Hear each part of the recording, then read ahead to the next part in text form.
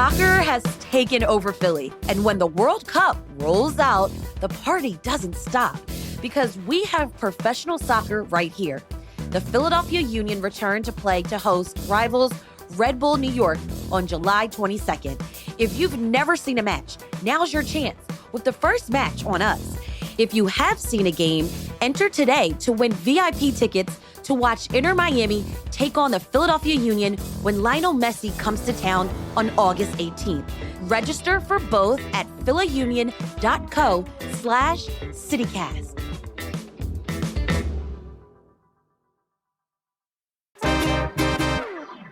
Pennsylvania's state budget is due next week.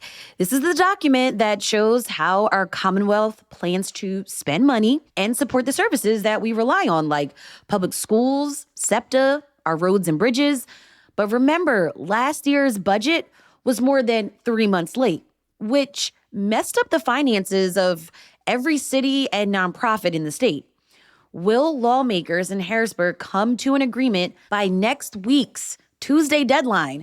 And what does all of this have to do with gas station video games? I'm catching up with Stephen Caruso, Capitol reporter for Spotlight PA. He's in Harrisburg covering what you need to know. It's Wednesday, June 24th. I'm Trenae Nuri, and we're talking politics.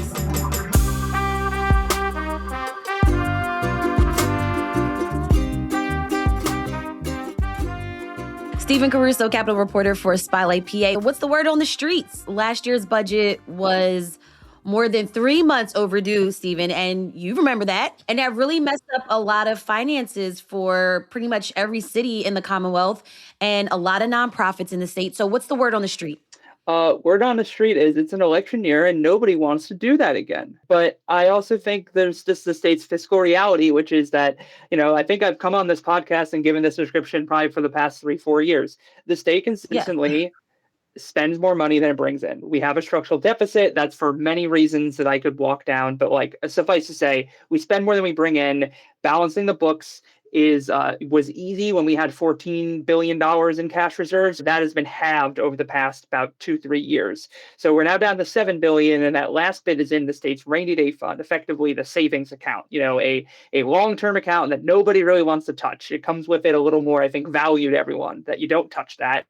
But it kind of has to be touched in order to balance this year's budget. And that means there's going to have to be a lot of finagling between all the different parties at the table, between Republicans who don't want to spend that money as much and Democrats who, maybe they don't want to spend the money in the sense of nobody wants to spend too much money, but they look at the fact that public transit agencies have been begging for more money. They have a court order saying education needs more dollars for school districts. And the fact that federal cuts to things like SNAP and Medicaid mean the state might have to kick in more money just to keep status quo, let alone give people better health care and better food access. All of those different areas that you just mentioned, do you think that is finally really lighting a fire under these lawmakers to get it together to make sure that it's on time, that the budget is on time? I think that on time in the sense of nobody wants to do another 120-day impasse. People had to borrow money just to make it through.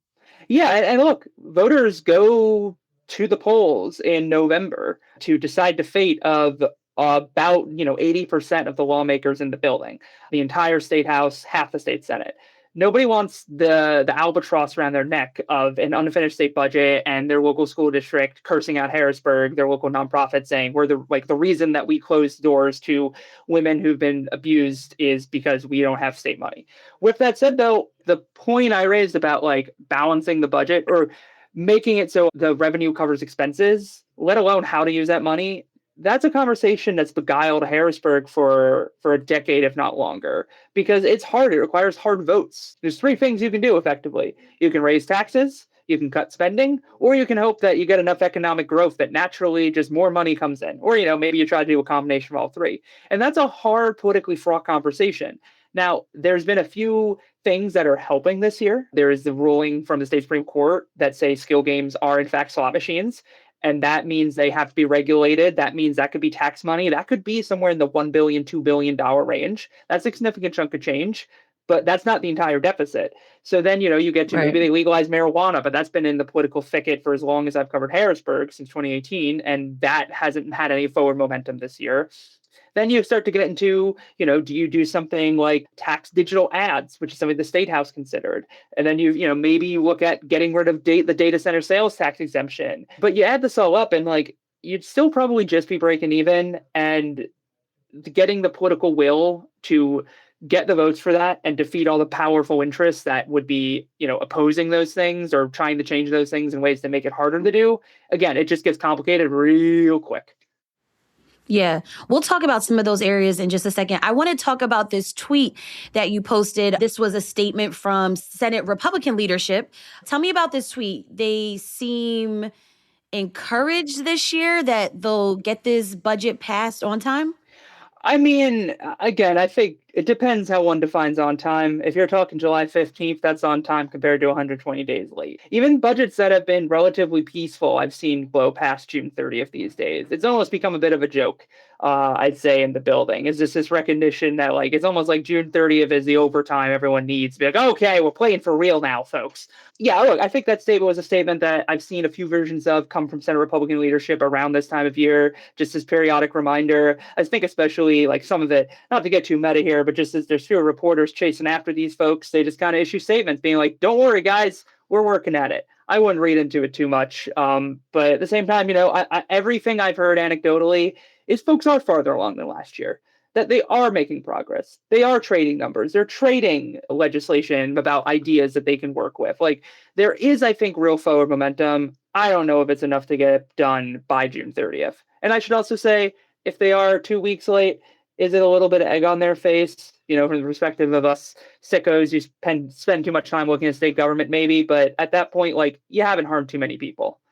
Currently, what is the political makeup of our state legislature? We have a Democratic controlled House and a Republican controlled Senate. And so that has been challenging with getting things through, right? Oh, 100%. This has been two of the least productive sessions historically, at least in the last 30, 40 years. We have a Democratic governor as well, Josh Shapiro, who then, is there to sign bills. By all accounts, Governor Josh Shapiro was at the FIFA Fan Fest this week, while things are happening in Harrisburg. His staff are involved, but he himself has usually kind of tried to, I think, separate himself from the rigmarole of Harrisburg. And then, you're trying to nail down divides that cross partisan boundaries. And that's hard in pretty much any time, but especially in 2026. So, on the one hand, should we all maybe expect a little bit more of our elected officials who get paid with public money to solve problems? Yeah. Also, I mean, this is the FIFA World Cup Fan Fest. This is a one-in-a-lifetime opportunity. Yeah, that's why I don't want to be that much of like a spoil sport. Like, Capitol reporters sometimes have fun, but when there's not a budget negotiation going on.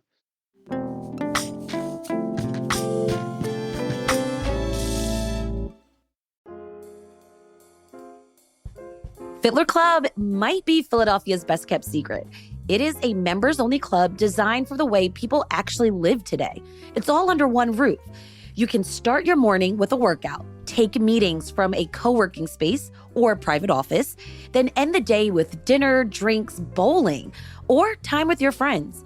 Located right across from 30th Street Station, Fiddler Club brings together fitness, work, dining, and social life in one incredible space. The club features a 2-floor fitness center, indoor pool, golf simulator, cold plunge, co-working spaces, private rooms and offices, 2 bars, a restaurant, private balconies, and even complimentary babysitting for members.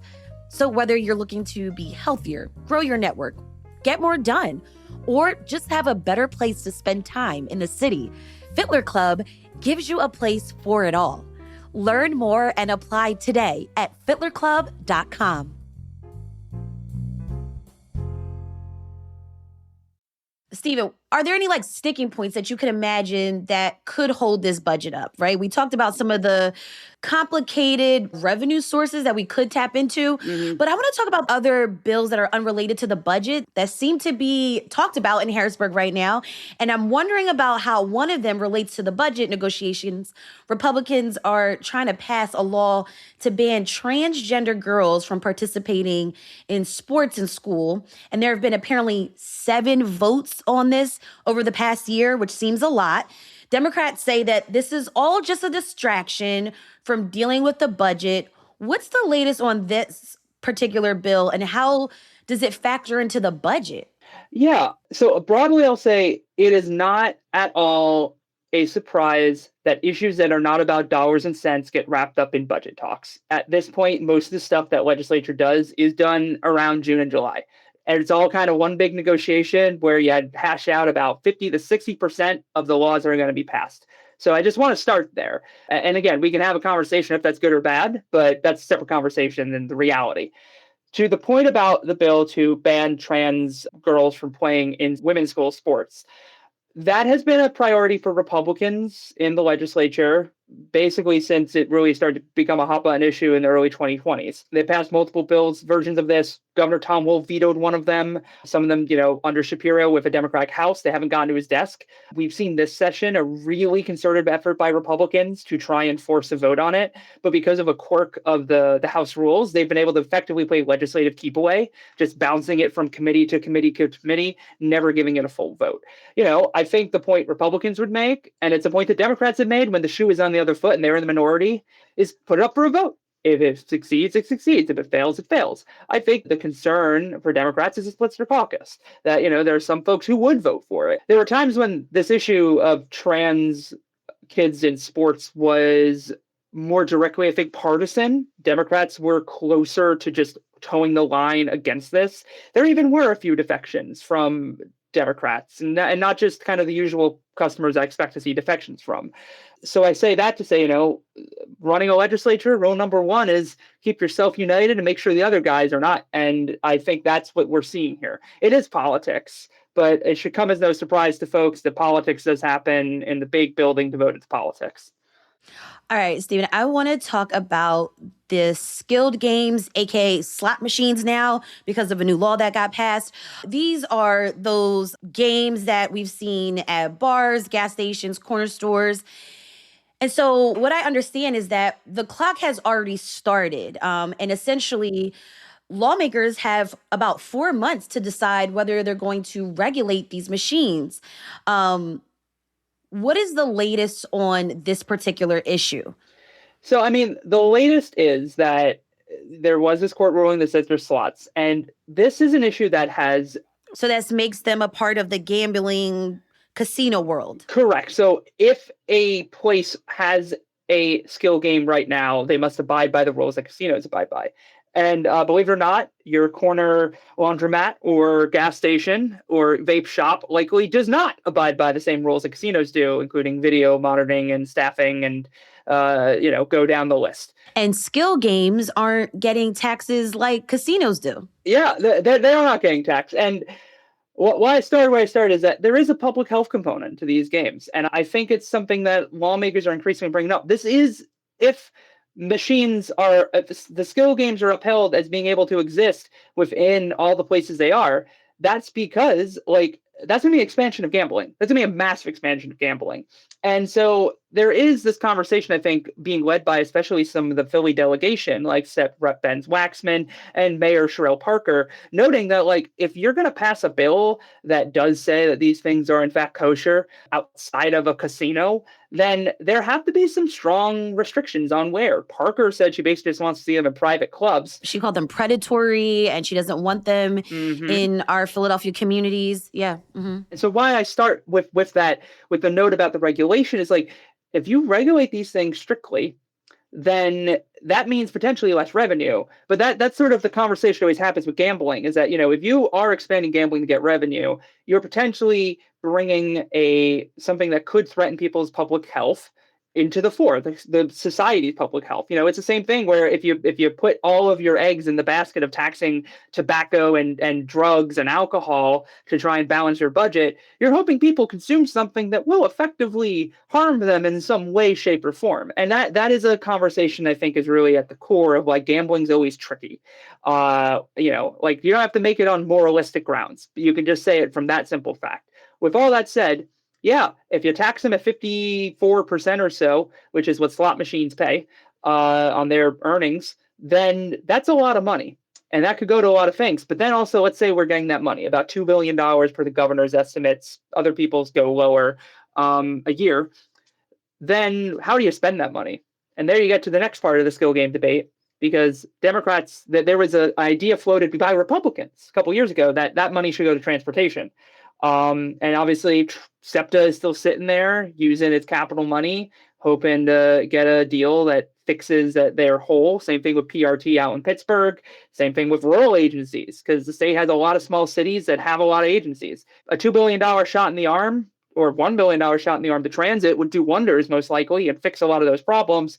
But then if you put the money there, you don't have the money to help out with SNAP, Medicaid, education, go down the list of everything that you want your government to spend on. And this is the situation lawmakers find themselves in. Shapiro proposed a 52% tax rate on these games. Some state Senate Republican leaders said 35. Other Republican leaders said 16%. So it's just really varying numbers right now. Mm-hmm. And finding a middle ground between all those is, that's the art of legislating. And that is an art that I think our lawmakers are still learning. All right, let's move on and talk about big tech. And this is really the conversation of how different states around the country are courting data centers to come into their state, bring in some revenue. Well, hopefully at the same time, giving this industry some tax breaks. Stephen, how is Pennsylvania courting these data centers right now? I would say Josh Shapiro pulled Amazon for a chat, and it went pretty well, but then a lot of people found out, and there's been a lot of backtracking since. Effectively, though, I should say this goes beyond Shapiro. And back in 2021, and I covered this because I am apparently long in the tooth, they added a tax measure to a budget bill very late that gave a sales tax exemption to anyone who builds a data center to hit certain economic requirements that are actually quite small, all things considered. And they wouldn't pay sales taxes on buying computers, cooling equipment, a lot of the physical infrastructure you need in order to build a data center. Mm-hmm. Nobody paid a lot of attention to this until recent years as data centers become this big picture issue that have ginned up a lot of people and made them mad at seeing them in their community. Concerns about AI, concerns about jobs, concerns about water use, concerns about energy use, et cetera, et cetera, et cetera. But this tax exemption has just been sitting there. And I'd say in recent months, a lot of people have caught wind of that and are getting hopping mad about it. And as regional lawmakers, we're actually potentially going to see a vote as I speak today, and it is Tuesday this week, on a bill that will put the governor's requirements on data centers into place. But you're seeing Democrats and Republicans who think that the governor's idea, which is just, kind of trade them the tax exemption in return for stricter transparency standards and energy use standards, they think that doesn't go far enough. They want to just kill this tax exemption dead. I should say the cost of it is, I would say, high, but it's also indeterminate. We don't know because the way the law is designed, it is just estimates. But the estimates we have is that it'll cost the state by about $2 billion by 2030. And that, like you said, could go into transit, could go into the schools, could go into so many programs. SNAP, like you even mentioned, too. It could go into people's pockets. You could do it for anything, but that is effectively what we're doing. So again, I think a big part of it is, what is the GOP Senate going to do? We've seen more Republican senators also start to oppose data centers and be more skeptical of it, introducing bills that kind of sound like Democratic proposals. But, all the cards in Harrisburg are held by a handful of people who set the calendar and set the agenda. And so far, they haven't gotten into too many specifics. And in general, this is an issue that also trade unions like it. They like building data centers. Energy industry likes it. They like selling data centers their electricity. And, the data center developers, they alone too can be quite powerful. So add it all up and you have a pretty strong block of interests who are going to say, if you create a tax exemption and we build an industry around it, you can't just yank out the rug from under us. There's also, you mentioned this a little bit earlier, there's also another tax floating around, the digital ad tax. Can you explain this to me in the very simplest terms? It would just charge somewhere around 6% from every single company that sells digital ads in Pennsylvania. Just 6% of the money they make. And that's overall. Economists aren't always a fan of this sort of tax. I think it's too easy to pass on the customers. But, the counter argument for the folks who support it is that, the folks who are going to be asked to pay this tax are Google, Meta, Amazon, and other assorted tech companies that aren't particularly well loved in our day and age. And where they have a lot of power, there comes a point when you get so powerful that I think, you're an easy target. And I think overall, that passed the House with bipartisan support. Part of that was because they linked it to property tax relief. But again, we go back to, if the point is to bring in more money for the state and then you earmark it for something, then, and again, property tax relief, a valuable thing that there are a lot of seniors across the Commonwealth who are going to say, I need that. I want to stay in my home. Mm-hmm. But once you Mm-hmm. start earmarking money, it means less money for all the other things. And then you just get back to this fundamental issue of the scarcity that lawmakers are grappling with and have so far, sort of been able to hack around the edges, but not fully address. I mean, Stephen, from our conversation, these conversations in Harrisburg seem very complex, very difficult, because if you do one thing for one group, another group is going to be affected.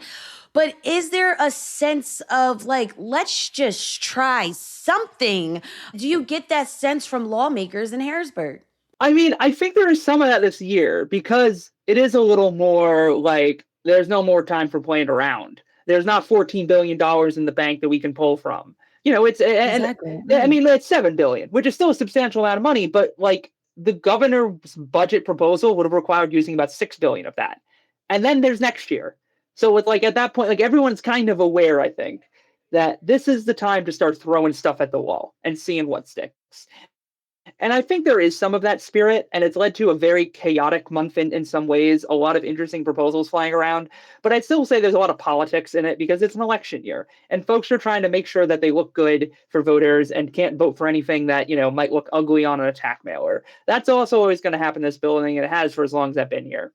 So with that said, I think there is a little more, excitement, a little more, or I'd say seems that there's a little bit more imagination. If you told me last year that there'd be a vote on a digital ad tax, I would have been like, yeah, I don't know about that. And lo and behold, sailed out of the House with bipartisan support. But again, it's so different getting a bill out of one chamber when it's just to prove a point versus building a deal that everybody is going to vote for and the governor is going to sign that'll, fix our long-running problems. Stephen, so it sounds like there is a sense of urgency, especially going back to when we were talking about the skills game and slot machines conversation, because once the Supreme Court made their ruling, that's when the clock started ticking and lawmakers have about 4 months to decide whether to regulate these machines or not. And if not, law enforcement is going to come up in these businesses and snatch these machines away. So there is a sense of urgency for lawmakers to do something to figure this out, right? I don't feel a strong sense of urgency on that issue. I also think some of it is deadlines that don't have real consequences for lawmakers seem to sometimes become something of a joke. And I think that this one does feel a little real for, as you said, I don't know how many lawmakers want to get the angry phone calls. Right, because small business owners, they're like, listen, we need these machines to bring in money into our business. And does anybody really want to have, Joe's Family Restaurant that put a skill game in the front door, or, your favorite neighborhood dive, all of a sudden have a bunch of PLCB agents outside or gaming control board agents or state troopers busting down the door to drag the thing out and slap a citation on the owner? No, I don't think a lot of people want to live with that. But at the same time, it almost feels sometimes like the proverbial stove must be touched and a burn administered before people really seem to get the point that they got to do something. And that's just from my last 8 years of experience. And if I sound bitter, well, apologies. But, I guess Harrisburg does that to a person.